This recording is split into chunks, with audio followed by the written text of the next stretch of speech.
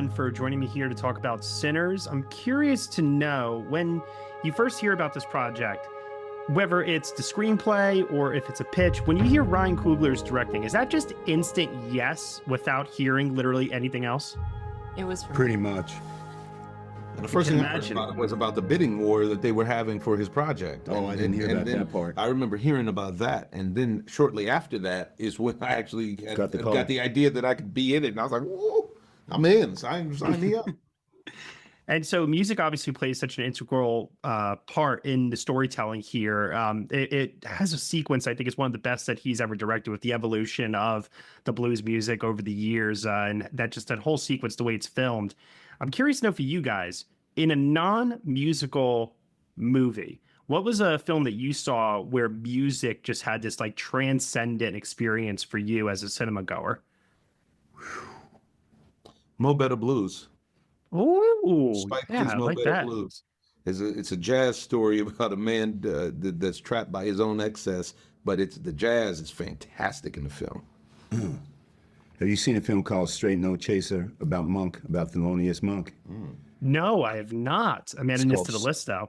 It's called, yes, add it to the list, called Straight No Chaser. It's a documentary about Thelonious, the great, iconic Thelonious Monk. And the thing that is extraordinary about that film, Monk struggled with, I don't know what the condition is, but he struggled with some emotional challenges. And the documentary not only presents that, but there's a direct, and I haven't seen the film in many years, but it presents that, but it also presents the relationship of that to the brilliance of his music. This was a documentary. Yes, it's not it's a documentary. It's called Straight No Chaser, and it's stunning. It's a stunning film.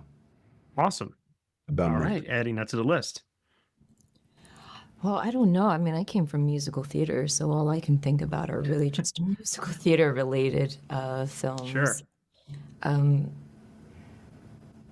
But musical theater is completely different, and sometimes People break out in song. It's awkward. Sometimes, when you're enjoying a scene and someone just starts singing, sometimes it can really take you out of it. But I really enjoy it, and I can't. Very different from what you two suggested, but if we are talking the way music transcends Chicago with Chicago. Chicago. I dug Chicago. It was my favorite. I dug Chicago. I dug Chicago. No, it's all good. Really quickly, can I just say one thing in terms of musical theater? Many years ago, I saw a touring production. I don't remember what the musical was, but Tommy Tune was in it, and I believe it was Liza Minnelli or somebody like that. And there's a line in the musical, and there's a song in the musical, and he says, "It's not where you start, it's where you finish." It may have been in Sondheim. I don't know if it was Stephen Sondheim, but I use that phrase all the time.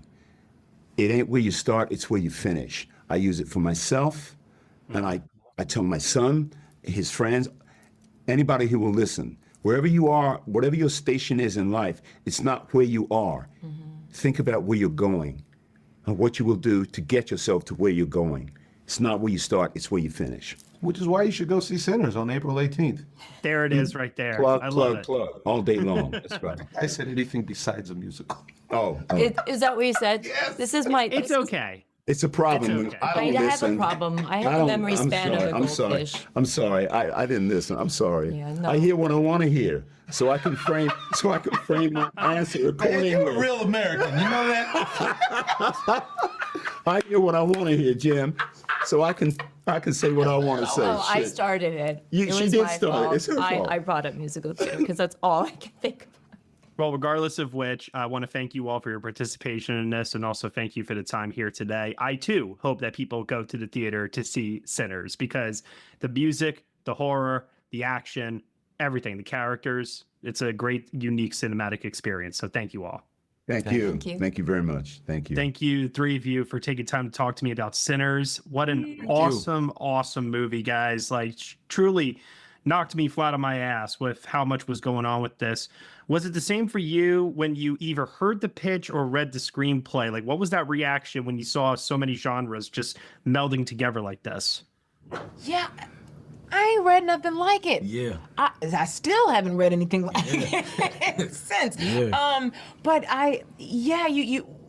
there was such a time crunch in reading the script because they were trying to keep it under so hush-hush, even from the beginning. So I only had about maybe 24 hours with the script to read it before it would disappear. And you're just trying to digest as much as you can. And I watch this and I'm reading it and I'm blown away by Ryan's genius at all of what he was able to capture in this really tight screenplay. And there's a scene that was written, it's Miles's big song, and that was the scene that made me want to do the movie. The moment I got to that page, I said, I want to be a part of this. No matter what, I want to be a part of this, because I've never seen a convergence like that depicted. That was me. Yeah, similar to Jayme, the script was definitely super under wraps. So when I first read it, I think it just said something about, like a young kid playing the guitar and, being from Mississippi. So I played the guitar and I sent in the video, and I did not know. Once I found out that Ryan was the director, man. You didn't know Ryan was the director when you said in that? No. Oh. No, I didn't learn that until after. Wow. So yeah. After I sent it in, that's when I realized that, what this project was, and I just could not believe that I could be a part of something like this, and then to get to meet him and talk to him and really learn about, what the whole movie was going to be about. I couldn't wait. Well, without revealing too much here, I want to know, you guys get doused in some blood. Jackie, you have your whole body burned at one point. What was it like just in terms of makeup and wardrobe and having to get into that type of mode for period, yet horror? Yeah, Mike Fontaine. Yeah. And his bunch. They're capable of all sorts on that trailer. So yeah, that was obviously quite a lot of the looks meant that you had to be in the chair for hours and hours. But a great bunch. Like a really great bunch, and obviously the talent is through the roof. So it was really quite fun actually to just sit there and witness Mike Fontaine and his wizardry happen. It was brilliant, and I think it looks phenomenal on the screen too. I got to see it for the first time last night, and you think this, that guy's a genius. Yeah. For sure. And then my final question here, before we go, growing up, what were you told was considered the devil's music? Elvis. Ooh. Yeah. Elvis. Yeah. My parents were pastors, so anything but gospel was the devil's music. Right. Oh, except the Temptations. Somehow, the Temptations was allowed. Yeah. Love it. Amazing. And I wanted to say before we go, Miles, congratulations, man. Awesome debut for you. Appreciate you. Yeah. Thank you. Excited to see what you do from here, and thank you all for the time.